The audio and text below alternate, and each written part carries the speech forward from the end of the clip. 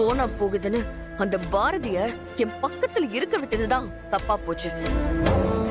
இப்ப என்னடானா எனக்கே பிரச்சனை பண்ற அளவுக்கு அவளுக்கு தைரியம் வந்துருச்சு.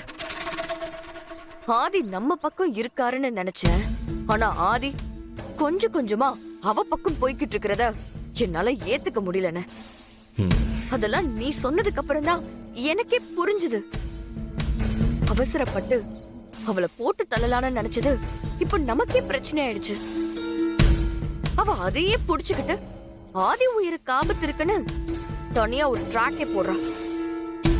அவளை கொல்லணும்னு நினைச்சது எவ்வளவு பெரிய தப்புன்னு இப்ப எனக்கு புரியுது.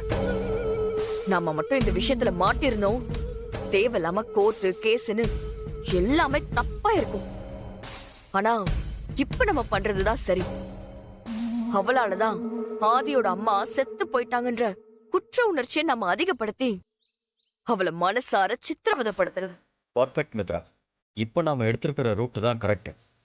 இந்த தடவை நாம் நினச்சது நடக்கும். எனக்கு இப்போவே 100% நம்பிக்கை வந்துருச்சு. ஆதிக்காக நான் 10 வருஷமா காத்துக்கிட்டு இருக்கேன். இடையில மிஸ் பண்ண ஆதி மறுபடியும் எனக்கு திரும்ப வந்திருக்காரு.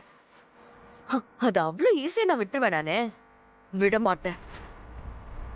ஆதி விட்டு போயிடுவாருங்கிற பயத்துல இனிமே மேலும் மேலும் என்னால இருக்க முடியாது. ஆதி எனக்குதான், எனக்கு மட்டும்தான். ஆதி எனக்கு இல்லாம போயிடுவாரோங்கிற பயத்தை அந்த பாரதி எனக்கு காமிச்சிட்டா. அவளை நான் ஓட ஓட துரத்தாம விட மாட்டேன். நீ உள்ள நடக்கிறத வேடிக்கை பாருன.